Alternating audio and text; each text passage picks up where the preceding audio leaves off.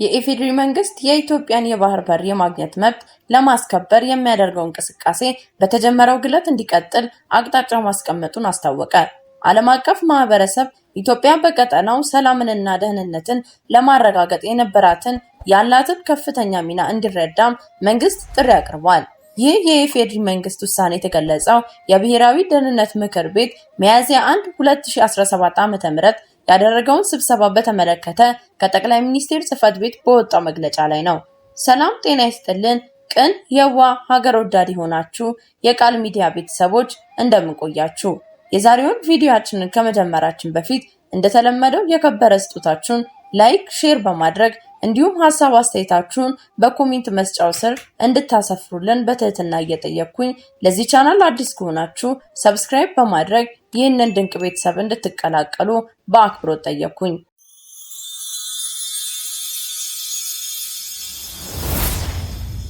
የኢፌዴሪ መንግስት የኢትዮጵያ የባህር በር የማግኘት መብት ለማስከበር የሚያደርገውን እንቅስቃሴ በተጀመረው ግለት እንዲቀጥል አቅጣጫ ማስቀመጡን አስታወቀ። ዓለም አቀፍ ማህበረሰብ ኢትዮጵያ በቀጠናው ሰላምንና ደህንነትን ለማረጋገጥ ያላትን ከፍተኛ ሚና እንዲረዳም መንግስት ጥሪ አቅርቧል። ይህ የኢፌዴሪ መንግስት ውሳኔ የተገለጸው የብሔራዊ ደህንነት ምክር ቤት ሚያዝያ 1 2017 ዓ.ም ያደረገውን ስብሰባ በተመለከተ ከጠቅላይ ሚኒስትር ጽህፈት ቤት በወጣው መግለጫ ላይ ነው።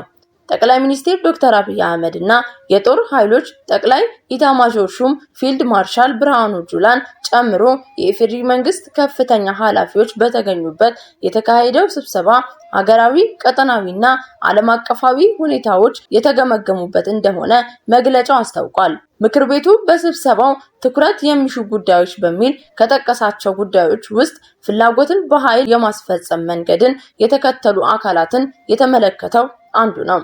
እነዚህ አካላት መልካቸው ይለያይ እንጂ በተለያዩ አካባቢዎችና በውጭም ይገኛሉ ያለው የምክር ቤቱ መግለጫ ሴራ፣ ወጥመድ፣ ዝርፊያ፣ እገታ፣ ጭካኔ፣ ህገወጥ ንግድና ፍላጎት በኃይል ብቻ ማስፈጸም መለያቸው እንደሆነ ገልጿል። መግለጫው እነዚህ አካላት በሀገር ውስጥና በውጭ ከሚገኙ የኢትዮጵያ ጠላቶች ጋር እንደሚተባበሩ እንዲሁም የሐሰት ፕሮፓጋንዳውን የሚመሩ ክንፎች እንዳሏቸው በመጥቀስ ከሷል። ምክር ቤቱ በጥልቀት ተመልክቷቸዋል የተባለው ሌላኛው ጉዳይ ከዓለም አቀፋዊና ቀጠናዊ ሁኔታዎች ጋር የተያያዘ ነው። የምክር ቤቱ መግለጫ ከዚህ ጋር የተያያዙ ጉዳዮችን በሀገሪቱ ላይ ሊያሳድሩ የሚችሉ ተጽዕኖ በዝርዝር ውይይት መደረጉን ያስረዳል። በኢትዮጵያ ላይ ተጽዕኖ ሊያሳድሩ ይችላሉ ከተባሉት ጉዳዮች መካከል የዓለም የኢኮኖሚ ሁኔታ፣ እየተከሰቱ ያሉ ውጥረቶች፣ የሽብር እንቅስቃሴዎች እንዲሁም እየታወኩ ያሉ ዓለም አቀፍ የንግድ መስመሮች እንደሚገኙበት አመልክቷል። በተጨማሪም እየፈረሱና እየተዳከሙ የሚገኙ ሀገሮች፣ እየተበራከቱ ያሉ የሳይበር ጥቃቶች፣ እየተነጣጠሉ ያሉ ነባር ዓለም አቀፋዊ ትብብሮች እንዲሁም እየተፈጠሩ ያሉ አዳዲስ ዓለም አቀፋዊ ጥምረቶችን የተመለከቱ ጉዳዮችም ዝርዝር ውይይት እንደተካሄደባቸው ተገልጿል። እየፈረሱና እየተዳከሙ የተባሉት ሀገራት የትኞቹ እንደሆኑ ይህ መግለጫ ያለው ነገር የለም። በእነዚህ ጉዳዮች ላይ የተወያየው ምክር ቤቱ በተለያዩ ጉዳዮች ላይ አቅጣጫዎችን እንዳስቀመጠ መግለጫው ያስረዳል።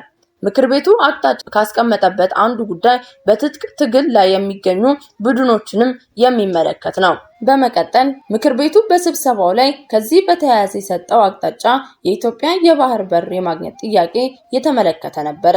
ጠቅላይ ሚኒስትር ዶክተር አብይ አህመድ በተለይም በቀይ ባህር ላይ የባህር በር የማግኘት ጥያቄ የህልውና ጉዳይ መሆኑን ከገለጹበት በ2016 ዓ.ም መጀመሪያ አንስቶ ይህ ጉዳይ በመንግስት ባለስልጣናትና በመገናኛ ብዙሃን በኩል በተደጋጋሚ ሲነሳ ቆይቷል። ጠቅላይ ሚኒስትሩ ባለፈው መጋቢት ወር ላይ በህዝብ ተወካዮች ምክር ቤት ተገኝተው ማብራሪያ በሰጡበት ወቅትም የባህር በር የማግኘት ጉዳይን አንስተው ነበረ። ከዚህ ቀደም ኢትዮጵያ ቀይ ባህርና የባህር ወንዝ ውሃን በተመለከተ ያላት አቋም በጎረቤት ሀገራት ዘንድ ግልጽ እንዳልነበሩ የተናገሩት ጠቅላይ ሚኒስትሩ አሁን ግን የባህር በር ጥያቄን ማንሳቱ ነውርነቱን አቁሟል ሲሉ ተደምጠዋል። የዓለም አቀፍ ማህበረሰብ አቋምም በዓለም ላይ ትልቅ ሀገር ሆና የባህር በር የሌለው የለም፣ ስለሆነም በሰጥቶ መቀበል ሊሆን ይገባል የሚል ነው ሲሉም ተደምጦ ነበረ። የብሔራዊ ደህንነት ምክር ቤቱ መግለጫ መንግስት በተደጋጋሚ ያነሳው ያለው የባህር በር የማግኘት ጉዳይ በተጀመረው ግለት እንዲቀጥል የሚያስችል አቅጣጫ መቀመጡን አስታውቋል። የኢትዮጵያ የባህር በር የማግኘት መብት ለማስከበር ዲፕሎማሲያዊ፣ ህጋዊና ሰላማዊ መንገዶችን መሰረት አድርጎ የተጀመረ ስራ በተጀመረው ግለት እንዲቀጥል የሚያስችል አቅጣጫንም አስቀምጧል ሲል ውሳኔውን ገልጿል።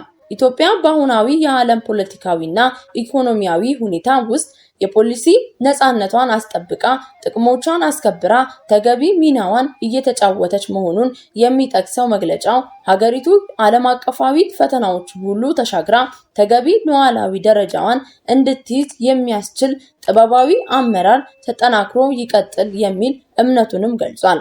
የዓለም አቀፍ ማህበረሰብም ኢትዮጵያ ሰላምንና ደህንነትን በማረጋገጥ ረገድ በቀጠናው በአህጉሩና በዓለም አቀፍ ደረጃ የነበራትን ያላትን ከፍተኛ ሚና ተረድቶ የሚያደርገውን ድጋፍ አጠናክሮ እንዲቀጥልም ምክር ቤቱ ጥሪውን አቅርቧል። ወደ ውጭ ዜና ስናመራ የትራምፕ የታሪፍ ጦርነት ወዴት ያመራ ይሆን? የአሜሪካው ፕሬዝዳንት ዶናልድ ትራምፕ በሀገር ላይ የሚጣል አዲስ ታሪፍ ይፋ ካደረጉ በኋላ በተለይም ከቻይና ጋር ተፋጠዋል። ትራምፕ ከዚህ በፊት ሌሎች ሀገራት የአሜሪካ ምርቶች ላይ ከሚገባው በላይ ታሪፍ ጥሏል ብለው እንደሚያምኑና ይህንን የሚያስተካክል ታሪፍ እንደሚጥሉ ከተናገሩ በኋላ ነው አዲሱን ታሪፍ ያስተዋወቁት።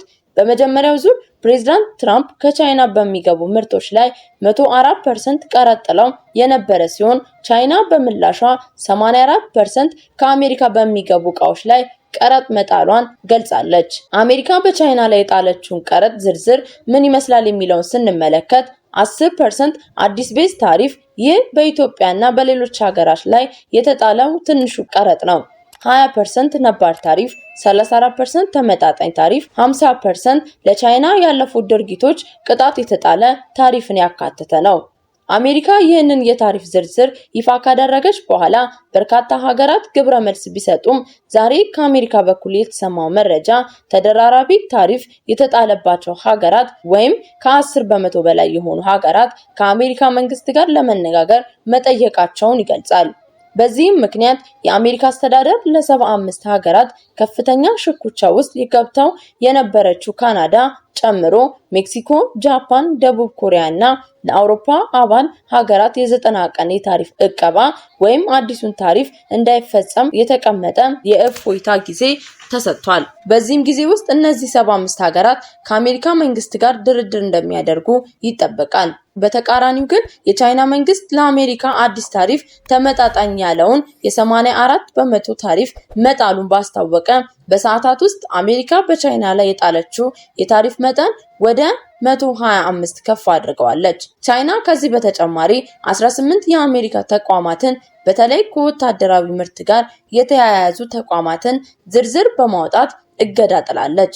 እንደ አማራጭም የቻይና የመገበያያ ገንዘብ የሆነው ዩዋን የመግዣ አቅምን ከዶላር አንጻር በማዳከም ምርቶቿን ይበልጥ በገበያው ተወዳዳሪ እንዲሆኑም እየሰራች ነው። ለምሳሌ አሜሪካ በቻይና ላይ የምትጥለው ታሪፍ የቻይናን ምርቶች የሚያስወግዱበት ከሆነ የዩዋን መዳከም ምርቶቹን ርካሽ ያደርጋቸዋል። የዓለም ንግድ ድርጅት ይህ በዚህ ከቀጠለ የአሜሪካና የቻይና ንግድ እስከ 80% ሊቀንስ እንደሚችልም አስጠንቅቋል። ወደ ምክር ቤቱ ዜና ስንመለስ በመጨረሻ ምክር ቤቱ የፖለቲካ የአስተዳደርና የጸጥታ ተቋማት ከህዝቡ ጋር ተቀናጅተው በሚሰሩት ስራ የጥፋት ኃይሎች ዓላማ እንዳይሳካ አቅማቸው ምኞታቸው ከንቱ ሆኖ እንዲቀር ለማድረግ ተችሏል ሲል አሳውቋል። ውድ የቃል ሚዲያ ቤተሰቦች እስከ መርሃ ግብራችን ፍጻሜ ድረስ አብራችሁን ስለቆያችሁ ከልብ እያመሰገንኩኝ በቀጣይ በአዲስ መረጃ እስክንገናኝ ድረስ ሰናይ ጊዜን ተመኘው ከቃል ሚዲያ።